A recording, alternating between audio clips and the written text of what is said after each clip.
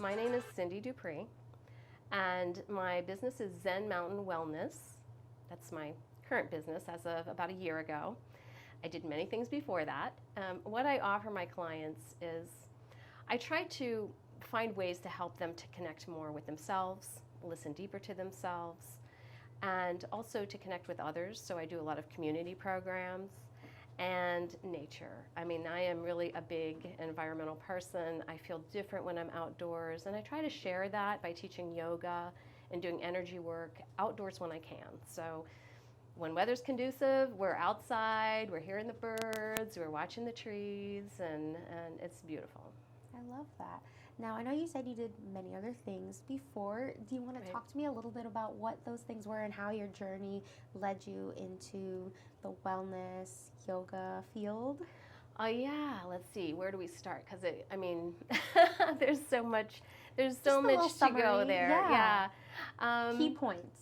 Okay. Well, starting early on, I was always very in tune with energy, and now I understand that people that are very in tune to energy, can feel energy, are called clairsentient. Never would have called myself that before, but there's a term for that. I didn't realize that was anything different than anyone else had, but when I grew up, I was in an environment where my dad had PTSD. He had been in the military, in the Air Force, and he was a gunner in the Korean War. So as a young man, coming from a Southern Baptist background, that was a very traumatic experience for him. They didn't know what PTSD was back then. It was kind of like, this is something energetic, it's frou-frou, we don't have a label for it, so therefore it doesn't exist. So he was classified as manic depressive and put on medication. So as a child, I was growing up in an environment where both my parents they were doing the best they could, but they had wounds from childhood. And so I could see that in their interactions that they were often triggered. And those triggers would come up, based on different things. So I became very energetically aware and kind of conscious of the environment, maybe for survival purposes, to know, such a young age. Right, to make sure you're not triggering someone that's easily triggered. But I could sense the energy in the room. Like I could walk in, I could know what's going on. And so I kind of carried that with me as a mediator, as a person that was very attuned to energy as I went through high school and college. What I studied, and what I became as a systems engineer, also, it seems like it's very logical, but I think part of what separated me in that systems engineering environment, which was very heavily male dominated at the time, sometimes I was the only woman in the room. Whoa. and I think what separated me was my ability to communicate with people and understand them from an experiential perspective. Yeah. So to go a little deeper, when I could see that there were issues, that there were problems, to try to use relationship building as a way to understand. And so that became very important in my career as a systems engineer, as a consultant, as a teacher, as a trainer. And I really enjoyed that part of my career, building teams, helping people to get to know each other on deeper levels. That's a big part of agile engineering, and that's one of the departments that I created. Okay. But I still use that. So, I mean, I really enjoyed that. I learned from that, but I still use that in my practice, because when you meet someone, there's so much more. There's so much deeper, so many more levels underneath that exterior. And you can't really understand who that person is until you understand their experiences. Absolutely. No, that makes perfect sense. Yeah. And so that led you later on into the field of? Yeah, so I mean, as I was an engineer, very much using my logical mind, it's kind of like, people are very cerebral in that environment. Yeah. So they're walking around and this is all there is, right? And I didn't feel like that was all there was. I could, as I said, people would say, when you walk into the room, things shift, and it was like, I can feel that there's this energetic component that needs to be explored. So I did a year of Institute for Integrative Nutrition in New York. I did Reiki training. I did my yoga teacher training in Costa Rica, which is a whole nother thing. I mean, wow. I've been going to Costa Rica for 25, 30 years, and I really feel that's my second home. Oh my goodness. So I have my tribe there. I love that. And part of what I'm doing now that I'm retired is finding out, like, can I build a tribe here? You know, is Loud in a place you could build a tribe? You know, are people hungry for this? Are they open to this kind of thing? Absolutely, yeah. I think you can. Now, for your business, do you have a particular location? If so, how many employees do you have? Is it just you? It's just and me. what is the ambience like in your studio? Yeah, like I said, I'm retired, so I'm very careful, since I've only been retired for about a year, to really balance things that I love and make sure I have enough time to be retired. Yeah, that's right. So my business is a small business. Zen Mountain Wellness is out of my home, so I have a beautiful area, like patio, where I like to do massage. And so if it's nice, we'll do massage outdoors. If not, we do it indoors. I have a yoga studio that's outside. Nice. And it's small. It fits maybe 5-6 people at a time. But what I try to do is bring community together there, and we practice yoga together from, well, right now, this month, it's 8:30 to 9:30 every morning. And then I do massages as people need them or they schedule them. I do have a story about one thing that happened over the last couple weeks. Yes, please share with us. What happened? What's the story? I have this really dear friend of mine he's a carpenter and a stone builder, and he's helped me out in a lot of ways at my house. In fact, he built some of the yoga shala and things like that. He unfortunately experienced a tragedy last year, and there was some kind of issue with the air conditioner. It caught fire, and he lost his home. He lost his wife. Oh, man. And he, I won't go into details, but as part of trying to rescue her, he has physical scars on his body, but those are healing. It's been a year. Those have healed. The emotional scars, not so much. Man, I'm so sorry. Yeah, I mean, and you can't imagine, right? No. Like I've been there, I've had family members pass, but never in that way. No. So, I mean, he experienced a lot of trauma. And one of the things that I do is I work with people who have had trauma, like PTSD. Going back to my dad, there's things that I wish I knew then that I know now. And so I could tell that he was still struggling, even though he had happy face on. You could see he just, he was like somewhere else. His eyes would, drift off to the side when you're talking to him, like he just wasn't able to focus. And I asked him if he was open to try some therapy. And he had not ever had a massage before. So he was kind of hesitant. It took him a couple weeks, and he was like, I got to do something, because that's all I see. In my head, it's all I see. I can't sleep at night. Oh, man. And, he said, I still hear the fire in my ears. I hear it. And, like, I wasn't sure, with every person, they're different, right, how this was going to play out. So I offered him, the therapy. He came for one visit last week. And he came back yesterday, and he was like, I can't tell you how much that helped. He was like, I haven't slept that well in 15 years. And I don't, I don't know what you did, but it just helped. And what you do is you're taking someone from this trauma state where they're activated and adrenaline and cortisol's flowing, and you try to help find ways there's this thing called emotional freedom technique. It's tapping and getting in touch with the body to help the body know that it's no longer in that trauma state. Wow. So it is an energetic shift that happens. Everybody is different. Things work differently for different people. But I asked him, are you still hearing the sounds? And he was like, no. Like, I didn't even notice it, but no. And I think it's kind of like when you have a splinter. Yeah. When you have something, you sit on a thumbnail or whatever, a thumbtack. You feel something. You feel something, and you feel it, and it's all you can focus on until it's removed. Yes. Right? And then once it's removed, you don't think about it anymore. So I think it's kind of like that. Like, energetically, sometimes trauma can cause these blockages in the system. And, what I like to do is try to help people find ways of removing those blockages so that they can live better, happier, healthier, you just, feel joy again, lives. Wow.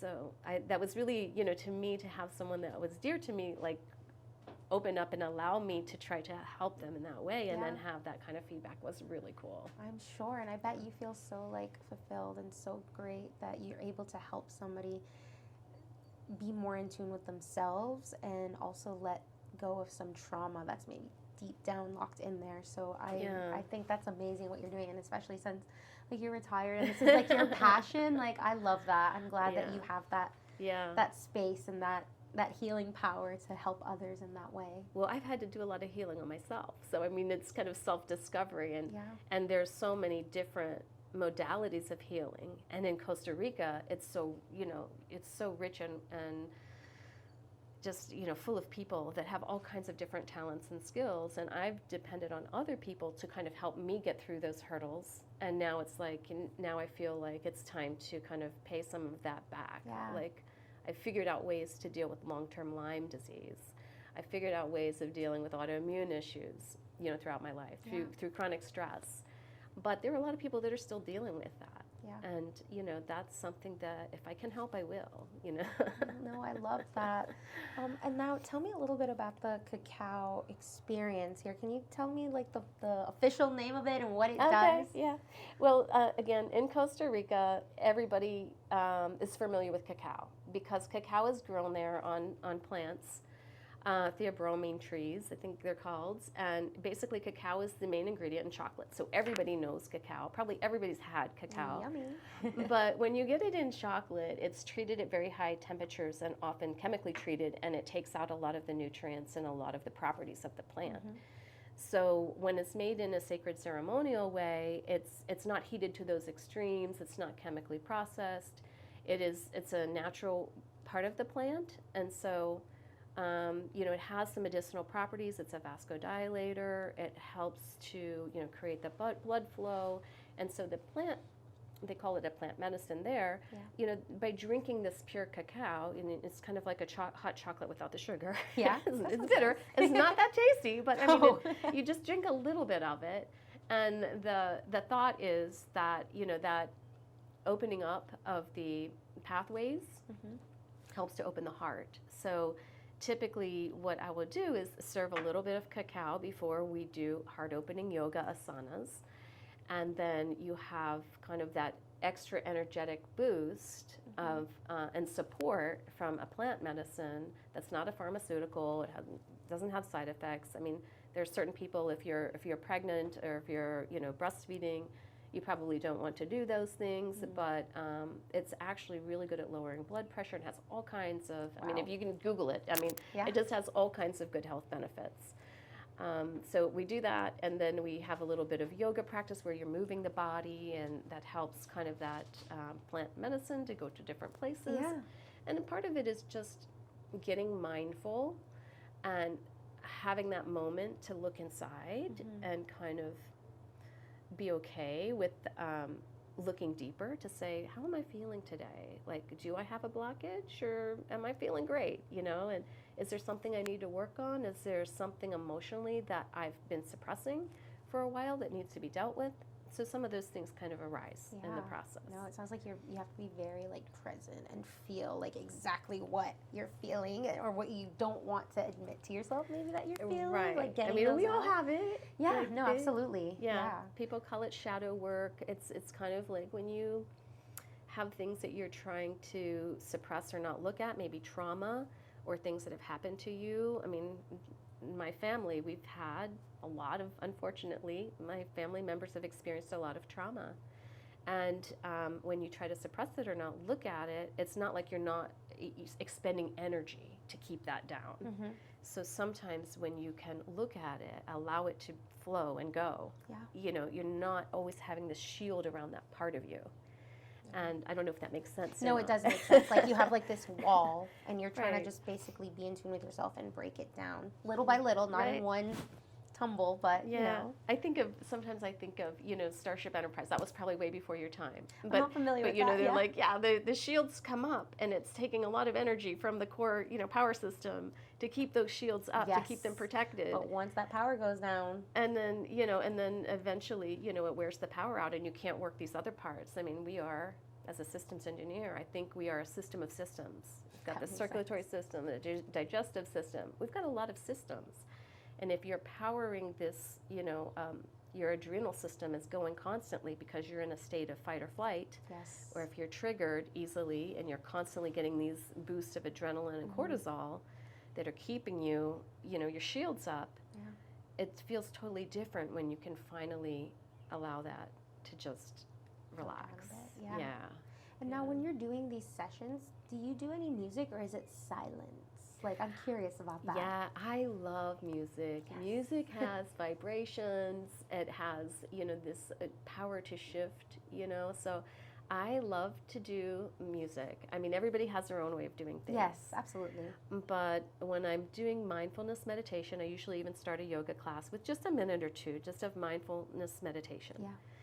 I don't know if you know, but yoga means union. It means Did not know that. mind, body, soul, or however you want to think of the Yeah. soul. It's the energy that powers you, right? And so by taking that mindful moment, you are having time to kind of connect the mind and the body. Yeah. And that's something that we don't often, take time to do. No. The breath, the mind, the body. First thing we do when we enter the world, breathe. Last thing we do when we exit the world, breathe. But then while we're here, we kind of forget sometimes to breathe, and how important the breath is to all the systems in the body. Absolutely. So that mindful moment really focuses on breath, on kind of coming into yourself and just taking that curious observer kind of stance to look at what's going on. Absolutely. And now tell me about these books that you've written. What started you on this journey of writing a book? Like, was that something you always had in the back of your mind? Like, you know what? I'm going to write a book. And you just went for it? How did that?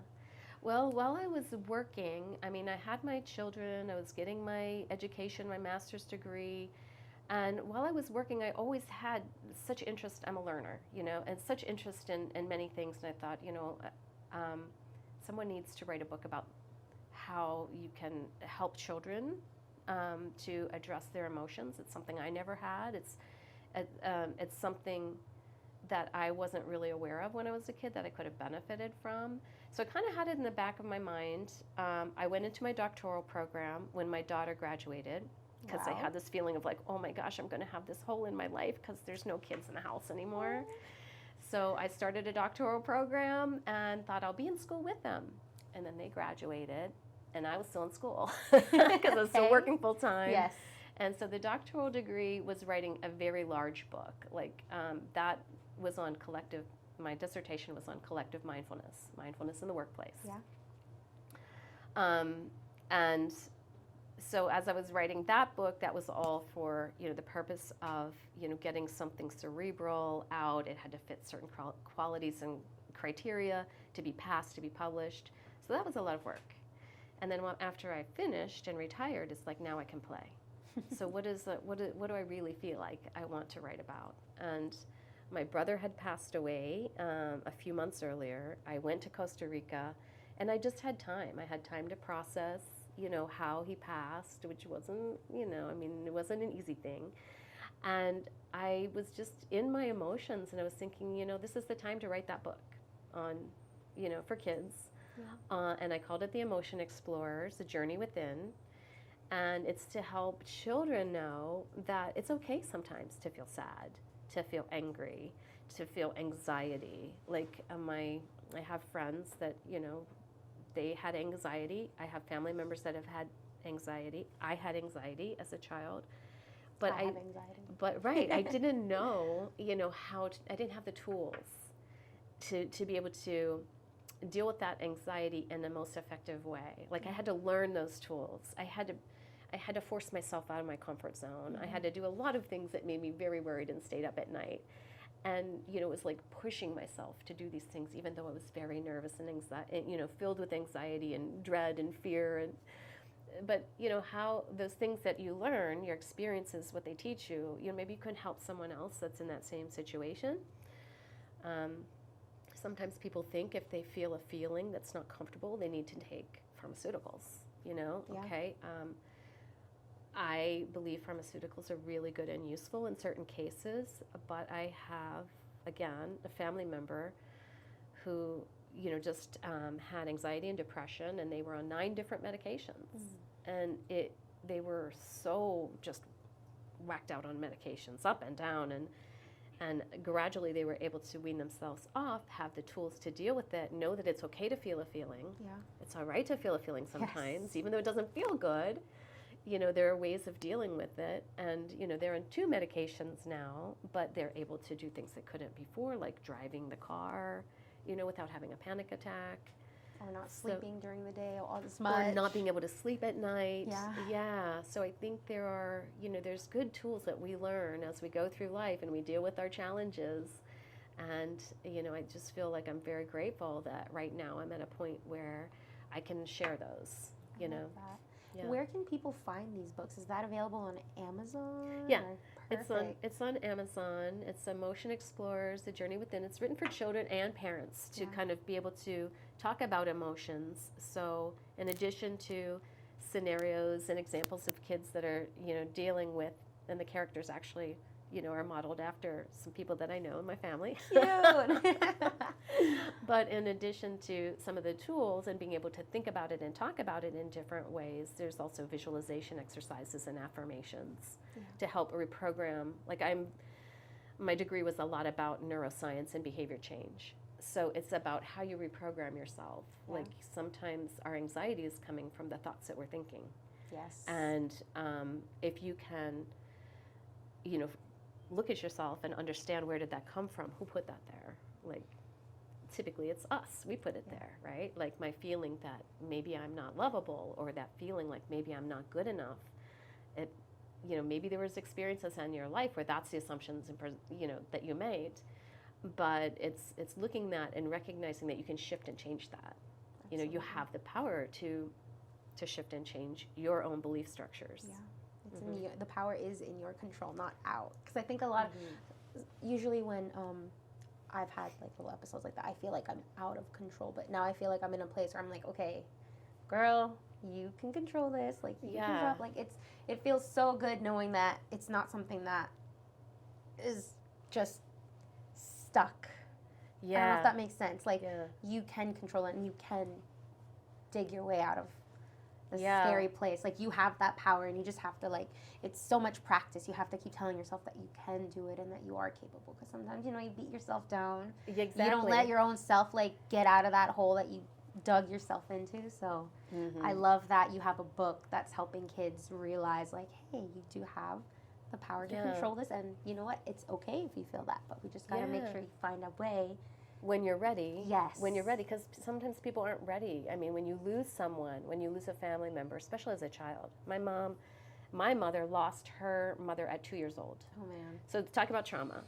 And then her father was an alcoholic, so she was brought up by people that didn't really want her.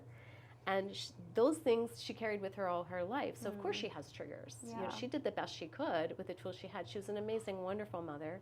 I always knew I was loved. But she had a lot of trauma in her life that she didn't have tools to deal with. Like, how do you, that's unthinkable, you know? And so many children are in these positions where they need help to understand that, it's okay to feel grief. It's okay to feel sadness. And maybe there's times when anxiety serves us. It serves a purpose, right? Yes. But chronic anxiety and chronic grief and depression, those are things that we have the power to shift. And we have the power to help each other shift. Absolutely, no, and you're absolutely right about that. I remember we had a guest here. His name was John Paul, and he also helped the veterans with PTSD, and his family also went through some trauma, and he said that PTSD, like you had mentioned earlier, that PTSD was not even a medical term yet until the 80s. So imagine all the people back then who were just what is wrong with me? What's going on with me? And they just had to live their lives either just fight through it and work super hard and not even know that they have this trauma going on. It's crazy to me. But I'm just so happy when we have our guests come in here that have realized like, they come from Mm-hmm. maybe broken homes or some trauma themselves, but they're able to get past that and help others with the knowledge that they've received because they know that there's other people who don't have those tools. Right. So I think that's amazing what Yeah. you're doing and that you're using your retirement days to like help. I love that. No, I think that's amazing. Yeah, I really feel like, we all have talents and strengths, and I have a sense of purpose where I've always tried, no matter what job I was doing, to align to that sense of purpose. How do I serve people? How do I, create relationships? How do I create connections? How do I remove blockages? Yes. So whether you're talking about agile engineering, where every day you get together and you say, okay, team, like what's holding us back? What's blocking our progress? Mm-hmm. And are we still heading in the same direction? I mean, I'm kind of still doing the same thing as a coach and a healer. It's like, okay, let's look at this. Or do we have blockages? You're like a human engineer. You're like helping like the like systems. where are the blockages? Yeah. And how do we help to? So it's like just facilitating, helping to remove those so that the body can do what it's supposed to do, and the person can feel the way they're supposed to feel. Absolutely. And now, is there anything that you would like to share with us that I have not touched on, or maybe I'm missing? Like, do you have any upcoming books, any upcoming events that maybe you'd want to share? I have started just recently doing these cacao ceremonies. So these are new. I don't know how it's going to go in this area. It's an experiment, right? I always feel like, you learn. Try it out. Right? If it works, great. If it doesn't, you learn.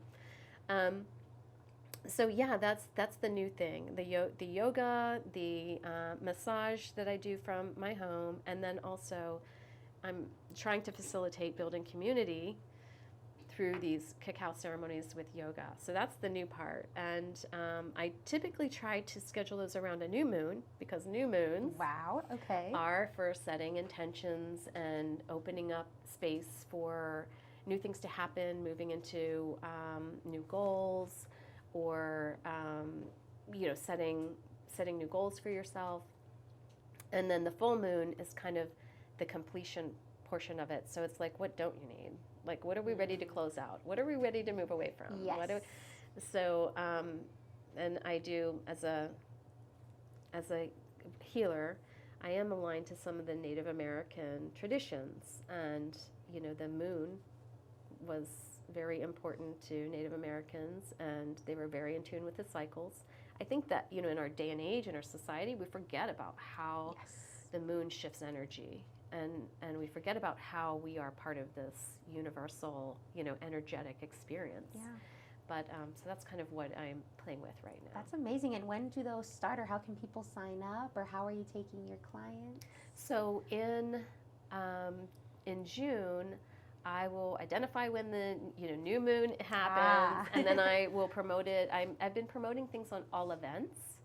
So there's a platform called All Events. I also will put it on the link in my website. My website is zenmw.com. So I would put the link to that in the website, and my contact information is in my website. So if anyone wants to reach out to me to find out if my services are right for them, because again, different things resonate with different people. To find out if there's something that I might be able to help them with, they're welcome to contact me. Awesome. And now for my final question for you is, if you could leave our listeners with one message, it can be in regards to maybe a new moon, personal life, retirement, anything at all, maybe something that's in your heart, what would you like to share with our audience? Oh, wow. I guess I think going back to the emotion explorers, I think that's a really important thing, is to be able to take a few minutes, at least each day, to kind of explore how you're doing, and what it is that you want to set your intentions towards.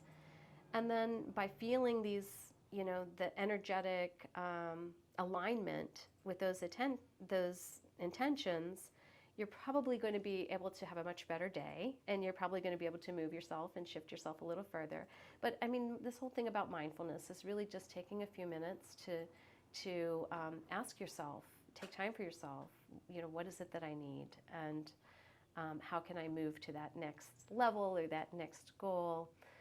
And so I think, mindfulness is very popular now. It wasn't when I started to write about it like 10 years ago. We didn't hear mindfulness mentioned. People didn't know what it was, but now it tends to be a very, common word that we hear thrown around a lot. Yes. And it's just being able to take a few minutes for yourself, basically, to make sure that you're getting out of life what you want. You're aligning to your purpose. Yes, no, that's a great message. Thank you so much for being on the podcast and for You're sharing your welcome. wisdom and Well, all your thank tips you. with us. Thanks for being so nice. Of course, you too.